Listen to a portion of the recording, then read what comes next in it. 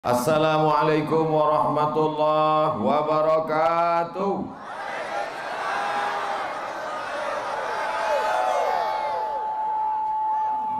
Manusia ini kadang-kadang serba salah. Dikasih panas dia minta hujan, dikasih hujan dia minta panas.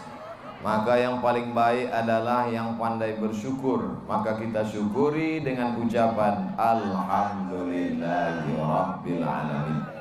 Kita hari ini semuanya berkumpul bukan karena harta, bukan karena kuasa, bukan karena jabatan, tapi karena Rasulullah Sallallahu Alaihi Wasallam.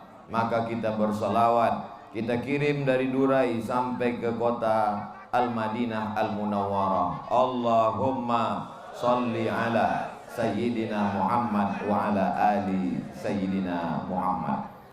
Menanam kelapa rapat-rapat, kalau hendak menjebak merpati. Sudah lama menjadi ustadz, baru tadilah dibonceng bupati.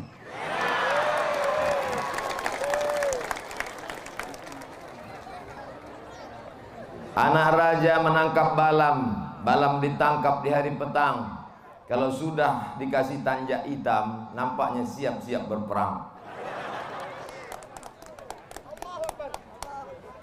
Anak raja memakai katun, katun dibeli di bumi Andalas. Kalau hendak mengajak berpantun, janganlah menengok kertas.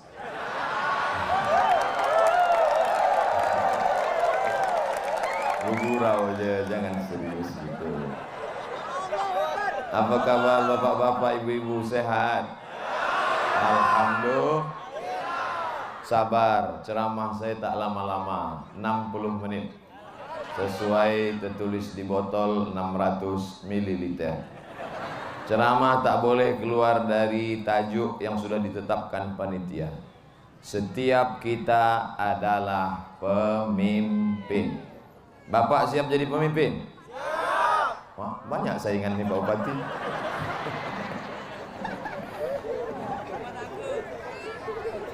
Kullukum ra'in, setiap kamu adalah pemimpin Pak. Wa kullukum mas'ulun an ra'iyati, setiap bapak akan dituntut di hadapan Allah tentang rakyat yang ada di bawah kekuasaan bapak. Ini nampaknya hadis untuk bupati, untuk camat, bukan, tapi untuk bapak. Bapak akan ditanya. Kalau sampai ada ibu ini yang tak pakai jilbab panjang, kita tengok satu-satu. Kalau ada di antara mereka yang rambutnya keluar, ada yang pakai rok pendek, ada yang pakai lipstik 2 inci, ada yang pakai bedak setengah kotak, bapak akan dituntut di hadapan Allah Subhanahu wa ta'ala. Kenapa banyak perempuan lebih memperhatikan makeupnya daripada akhlaknya? Karena laki-laki banyak lebih perhatian muka daripada budi pekerti. Oh, banyak yang unjuk rasa. Oleh sebab itu saya merasa gembira. Kenapa? Dari mulai ujung tadi disambut oleh anak-anak sekolah sampai berjumpa dengan ibu-ibu, semuanya, bahkan anak kecil pun bertudung labuh berjilbab panjang. Tengok anak kecil kita, jilbabnya panjang. Ini tentulah karena ayahnya adalah orang-orang yang memperdulikan menutup aurat. Betul? Ini tempat lain, kadang kita ceramah, duduk pula paling depan pakai celana legging. Kita tengok hilang ayat. Tapi di Durai Masya Allah tabarakallah, sudah pakai baju kurung, berjilbab panjang, ditutup pula pakai selendang di atas. Oh, karena kepanasan. Allah bisa karena biasa. Kalau dibiasakan dari kecil bertudung, insya Allah sampai gadis, sampai beranak pinak dia akan bertudung. Apa kata orang Melayu? Dari kecil terlonjak-lonjak, sudah besar terbawa-bawa, sudah tua terubah tidak. Oleh sebab itu dari kecil inilah dibiasakan dia bertudung. Memang ada beberapa yang tak bertudung, saya tengok rupanya laki-laki. Anak laki-laki yang dibawa emak pengajian, teringat masa kecil kita dulu. Bagaimana emak begitu sayangnya. Maka sayang ini adalah bukti kita adalah pemimpin. Kalau sayang bukan berarti dilepas tanpa ikatan. Kalau sayang bukan berarti dibiarkan jauh dari jalan Allah. Sayang maknanya disuruh menutup aurat, Ya ayuhan nabi, wahai nabi Muhammad SAW, qul li azwajika, katakan pada istrimu, wa banatika, katakan kepada anak perempuanmu, wa nisa'il mu'minin, katakan kepada perempuan-perempuan yang beriman, yudnina alaihinna min jalabibihinna, hendaklah mereka memanjangkan kerudung. Dulu orang Arab jahiliyah kerudungnya menutup kepala, lehernya nampak. Orang Arab jahiliyah menutup kepala, betisnya nampak. Maka turun ayat, turunkan dari kepala, leher tertutup. Turunkan dari kepala, kaki tertutup. Alhamdulillah, di Durai tak lagi ada orang kepala tertutup, leher terbuka. Dulu banyak orang pakai jilbab, kepala tertutup, leher terbuka. Ingin menunjukkan rantai sebesar rantai sepeda motor. Kejap-kejap undangan, gatal ya. Gatal ya. Kawan nih pula pandai, apa tak gatal, imitasi. Alhamdulillah, insya Allah bapak-bapak ini adalah laki-laki yang akan masuk ke surga. Amin. Kenapa mereka masuk surga? Man ala salasa banatin, siapa yang membesarkan 3 anak perempuan, fa'addabahunna, dididiknya dengan baik, wa zawwajahunna, dinikahkannya dengan baik, dikasihnya makanan yang halal. Dari hasil apa? Dari hasil buah kelapa. Kenapa tiba-tiba Ustaz ingat kelapa? Itu yang ada di muka mata. Ngasih contoh tak usah jauh-jauh, dekat-dekat aja. Dari mana hasilnya baik? Karena dia pergi ke laut mencari ikan, berkah. Ustaz Somad, dulu awalnya sampan saya ini kecil Pak Ustaz, cuma muat 2 orang. Sekarang banyak Pak, sebesar Titanic. Berkah rezekinya. Kasih anak makan halal, jangan suapkan hasil curi, hasil bohong, hasil dusta. Datang emak-emak belanja, ditengoknya insang ikan. Oh, ikannya baru ya, merah, rupanya darah kambing dioleskan. Tipu, bohong, dusta. Apa kata Nabi? Man ghasyana falaysa minna. Siapa yang menipu kami, bukan golongan kami. Diletakkan duit 100 juta di bank, tiap bulan diambil untungnya. Riba, haram, suapkan ke anak, otak anak hitam gelap gara-gara makan haram. Maka bagaimana caranya supaya bersih? Ambil tabungan, tarik, masukkan ke Bank Riau Kepri Syariah. Cuma tepuk tangan, siap tak menabung di Bank Riau Kepri Syariah? Awas, yang udah ngatakan siap, jangan ada dusta di antara kita. Kelak semua ini akan dituntut, diminta tanggung jawab di hadapan Allah Subhanahu wa Ta'ala. Betapa sejuknya hati menengok anak-anak kecil pakai jilbab, tudung labuh, tudung panjang. Tengok, angkat anaknya, angkat tangannya, hai guys. Rupanya dia tak peduli. Masya Allah, bapak-bapak, ibu-ibu yang dimuliakan Allah. Ustaz Somad, tolong bacakan doa untuk anak-anak Pak Ustaz. Kata bapak-bapak bertanya kepada saya bacakanlah doa. Rabbana hablana min azwajina wa zurriyatina qurrata a'yun. Jadikanlah anak-anak kami sejuk dipandang mata. Tahu Ustaz Somad apa arti makna sejuk dipandang mata? Tak tahu.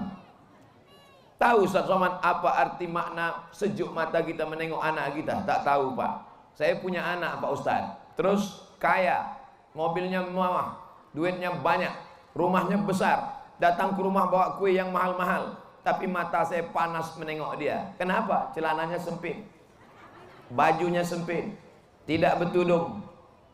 Rupanya makna mata sejuk menengok anak-anak inilah dia. Sejuk mata kita menengok anak kita pakai jubah, pakai peci, pakai jilbab, pakai rok panjang, tertutup auratnya, masih kecil. Kita doakan mudah-mudahan sampai tua, sampai istiqomah dia sampai akhir hayat insyaallah.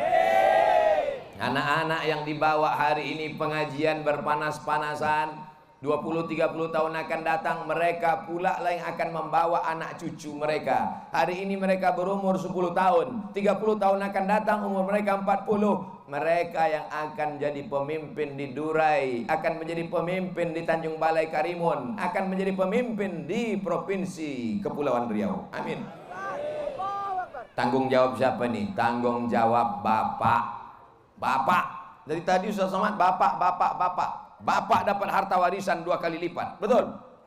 Bapak dapat harta warisan lebih banyak daripada perempuan. Bukan berarti Islam itu diskriminatif. Kenapa bapak dapat lebih banyak? Bukan karena Allah lebih muliakan laki-laki daripada perempuan, tapi karena tanggung jawab yang sangat besar ada di pundak bapak. Kalau bapak tak siap jadi laki-laki, berubahlah jadi bencong.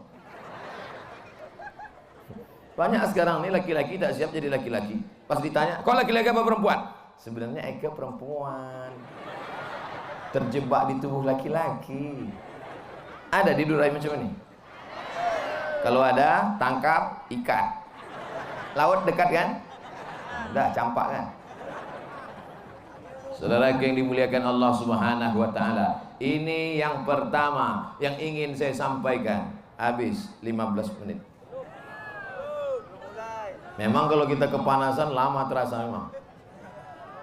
Pertama yang ingin saya sampaikan, karena judul ceramahnya setiap kita adalah pemimpin, yang pertama kali adalah pemimpin laki-laki. Kalau sampai anak gadismu dibonceng orang, Pak, kalau sampai anak gadismu dibawa laki-laki yang tak mahram, Pak, apalagi sampai gembung masuk angin, Pak, maka kau akan dituntut di hadapan Allah Subhanahu wa taala. Kalau ada sampai hamil di luar nikah, jangan kau nikahkan, Pak, karena menutup malu di dunia. Kau lupa hukum akhirat. Jadi kalau sempat dia hamil, bagaimana Pak Ustaz? Tunggu sampai melahirkan, jangan kau nikahkan. Kalau sampai kau nikahkan dia, aku nikahkan engkau dengan anakku dengan mahar sebentuk cincin emas tunai, jangan kau datang kemari lagi.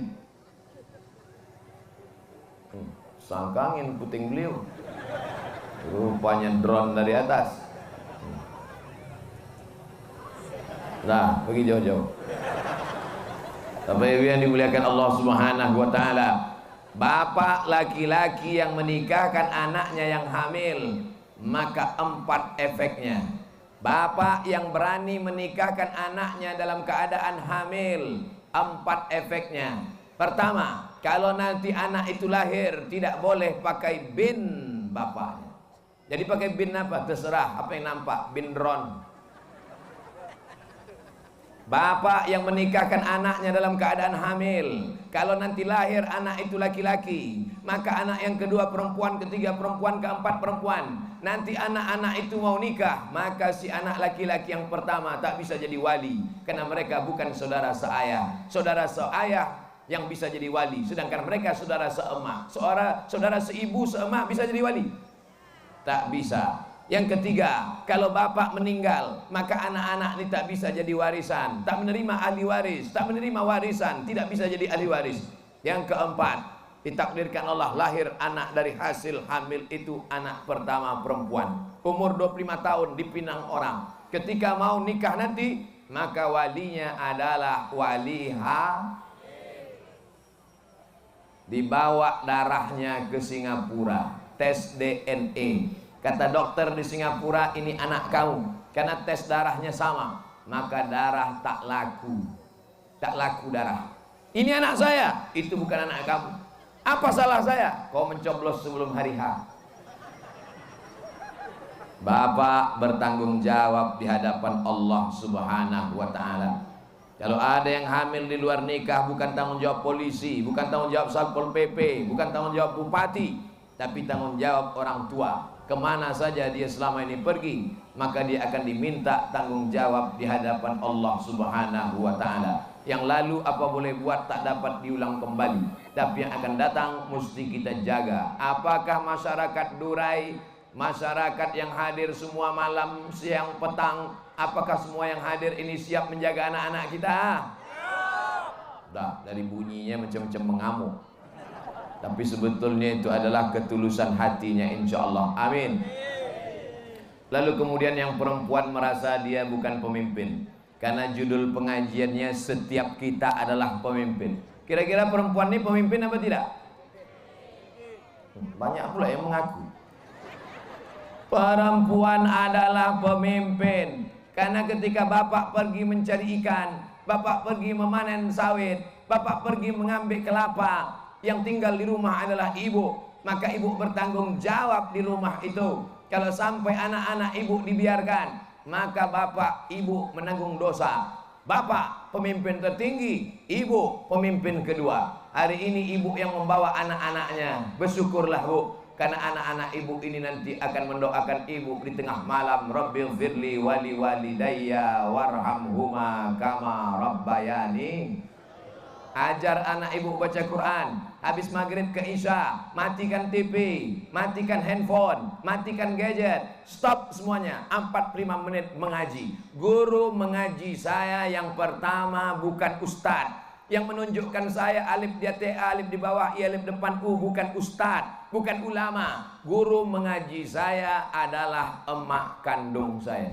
Maka dimanapun saya ceramah hari ini, pahalanya mengalir ke makam almarhumah emak saya. Ibu, kalau mau anaknya sampai mati, sampai tua, mengalir pahala ke makam ibu, lapang kubur ibu, terang kubur ibu. Mulai malam ini, malam Jumat, start hari Kamis malam Jumat ini, habis maghrib nanti, ibu mengajar anak-anak mengaji. Siap?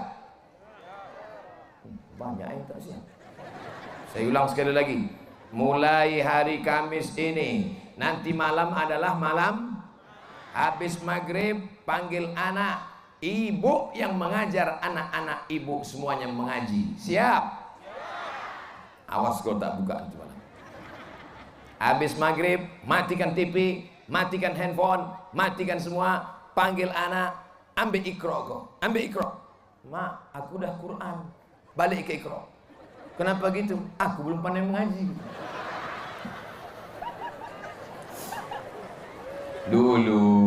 Dulu kami mengaji pakai namanya Qaidah Baghdadiyah. Alif di atas A, alif di bawah I, alif depan U, A, I, U. Alif dua di atas an, alif dua di bawah in, alif dua depan on, an, in, on. Yang ketawa berarti udah tua.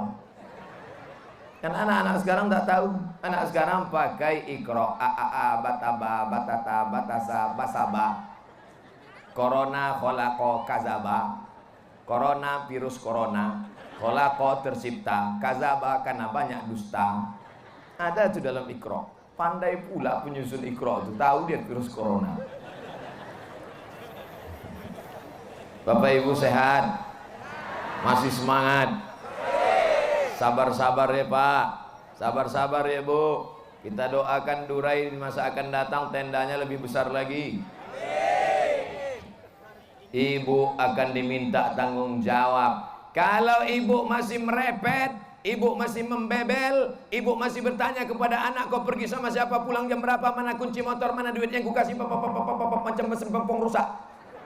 Insya Allah anak-anak masih selamat. Tapi kalau ibu sudah malas merepet, udah diam aja. Ma, aku pergi pacaran ya, pergilah. Aku balik subuh mak, tak apa-apa. Aku hamil 2 bulan mak, udah takdir. Kiamat sudah dekat. Kiamat sudah dekat. Ibu siap-siapkan balik dari sini latihan merepet.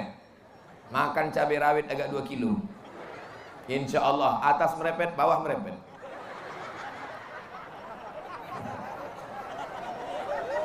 Kalau ibu masih marah-marah, kalau ibu masih mengamuk-ngamuk, itu tanda ibu sayang atau benci pada anak-anak?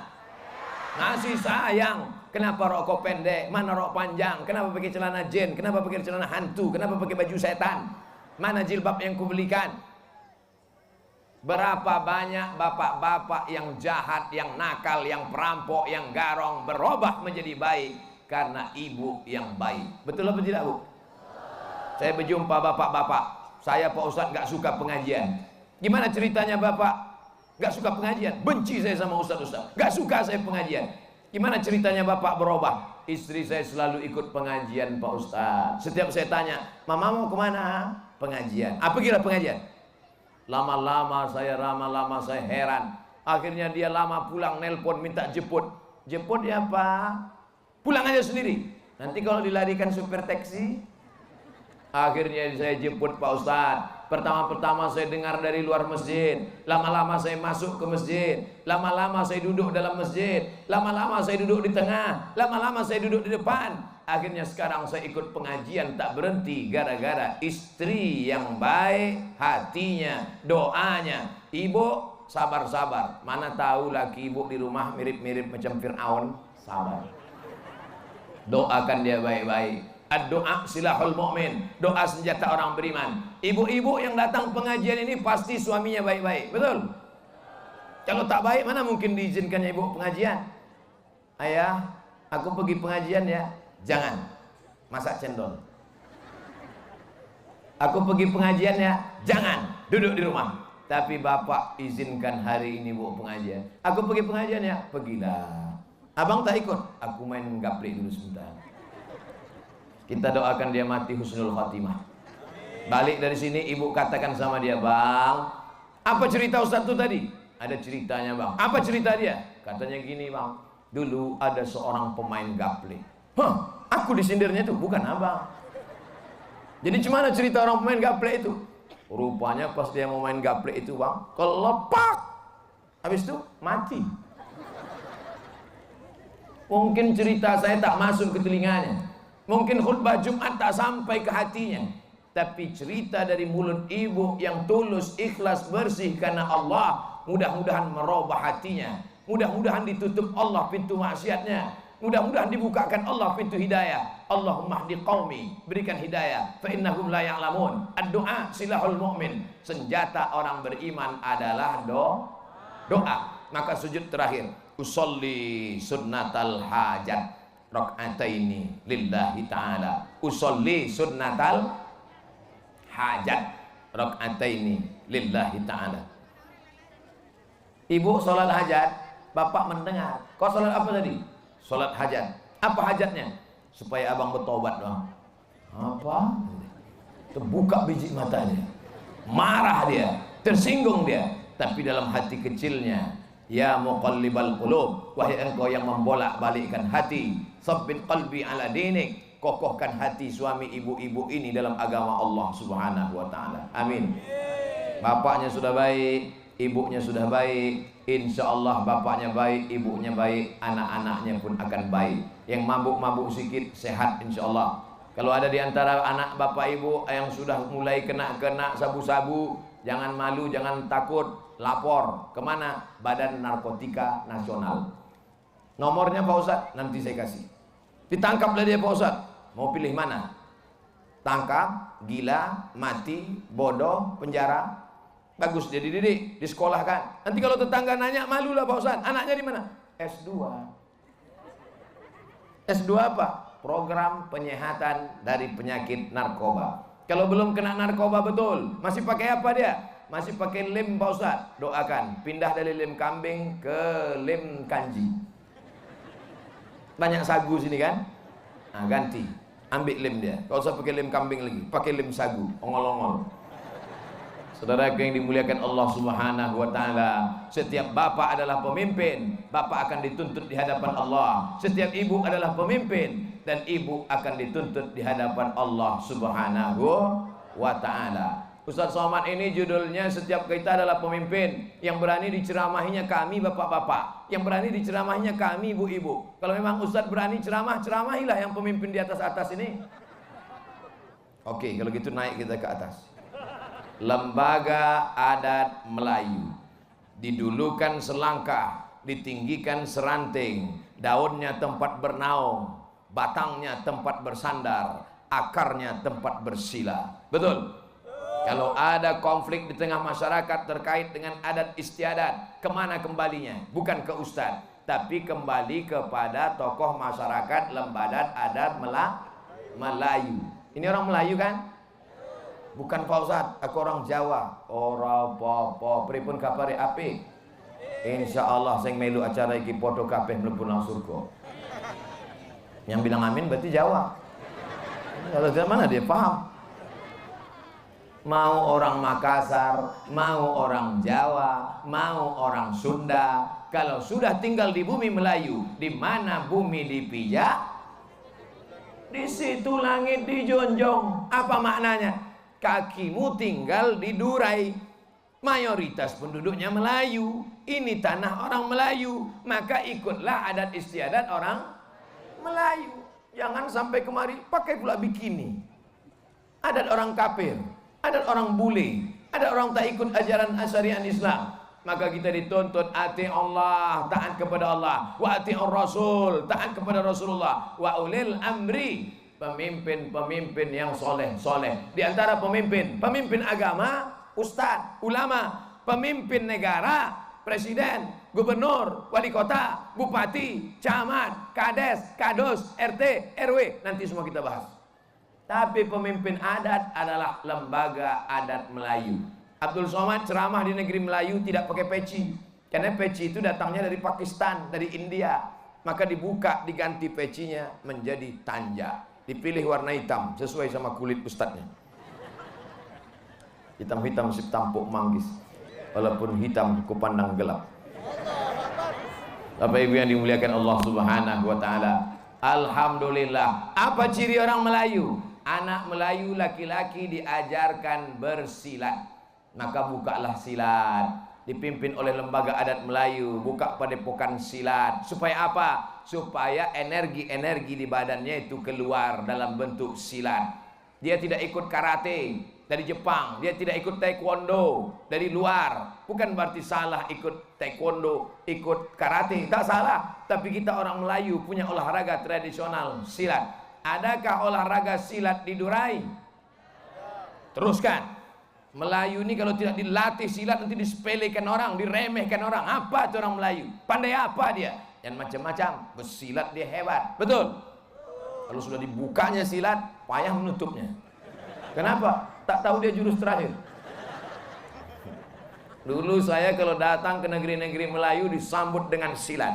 Sebelum Ustadz masuk, bersilat dulu. Dulu anak-anak Melayu kalau meminang anak gadis, apa bisa dia masuk ke laman anak gadis itu kalau tak pandai bersilat? Mana bisa? Sebelum masuk ke laman kami, bersilat dulu. Begitu dulu. Sekarang tak ada main silat-silat. Diam-diam, hamil. Saudara yang dimuliakan Allah Subhanahu wa taala.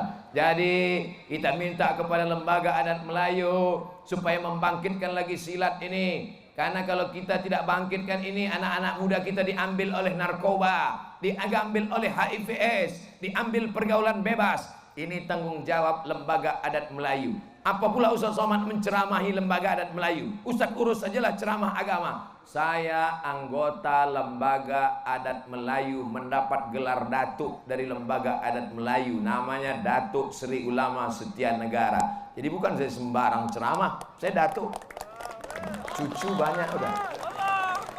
Oleh sebab itu jadi saya satu sisi sebagai ustadz, tapi juga saya sebagai lembaga adat Melayu Riau. Tapi bukan berarti ini saya mau menyanjung-nyanjungkan diri, enggak. Janganlah mau disanjung-sanjung. Engkau digelar manusia agung, sadar diri, tahu diuntung, jasad terbujur keranda diusung. Habis itu semua. Semua titel-titel itu hilang. Datuk Sri Ulama Setia Negara, Profesor Dr. Insinyur LCMA Kiai Haji almarhum.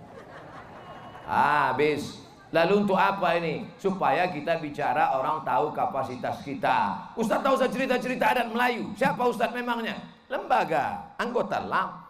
Alhamdulillah hari ini saya dipertemukan dengan LAM kecamatan, LAM kabupaten, memartabatkan orang Melayu anak mudanya bersilat, memartabatkan orang Melayu perempuannya pakai baju kurung. Baju kurung itu ciri khas Melayu. Apa makna kurung? Lututnya dikurung. Ini sekarang banyak perempuan pakai rok pendek, lutut hitam bekulis bekurap. Andai ada orang Melayu yang dulu Melayu sebelum Islam datang, Melayu sudah menutup aurat. Baju orang Melayu coba tengok dari atas sampai bawah longgar. Baju Melayu itu aslinya longgar, dari atas sampai ke bawah longgar. Datang setan bebisi, ambil kabel, ikatkan ke pinggang. Nah, itulah maka berbentuk pinggang. Kecil kurang kecil di pinggang ikat. Saudara yang dimuliakan Allah Subhanahu wa taala. Maka yang perempuan pakai baju Melayu, anak-anak muda dilatih bersilat, yang laki-laki pula pakai adat istiadat sopan santun. Ini Abdul Somad kalau menurut adat Melayu saya ini kurang sopan ini, tidak beradat ini. Kenapa? Karena orang Melayu kalau di bawah pakai celana, di atas pakai baju, di tengahnya mesti pakai kain songket. Begitu tradisi adat Melayu. Maka Abdul Somad ini tidak sopan karena tak pakai songket. Orang Melayu, jangankan perempuan, yang laki-laki pun malu kalau nampak belahan kaki celananya. Makanya di bawah celana, di atas baju, di tengah ditutup pakai kain songket. Makanya tadi yang memberikan sambutan depan, kenapa Ustaz datang ke Durai tak pakai kain songket? Tak dikasih. Ustaz ini menyindir aja nih. Tidak, saya tak pandai sindir menyindir. Saya kebetulan bukan datang dari rumah, kami pindah-pindah dari mulai tadi malam di Lingga, lalu kemudian ke Batam, sekarang pula sampai di Durai, nanti pula akan ke Karimun. Ini semua adalah saya sekedar bercerita. Jangankan perempuan, yang laki-laki pun tetap ada sopan santun, adat istiadat, budi bahasa. Melayu adalah Islam. Melayu tanpa Islam hilang, tinggal layunya saja. Apa itu layu? 4: lemah, lesu, letoy, loyo, lunglai. Islam ini harus bangkit dengan akhlakul karimah. Yang anak muda silat, yang perempuan baju kurung, yang laki-laki sopan santun, tata kerama. Masalah pantun bepantun silakan, bagus. Dulu orang kalau mau meminang pakai pantun. Ustaz Somad nasihat pernikahan. Cara menikmati sunset. Boleh buka video 6 menit. 6 menit.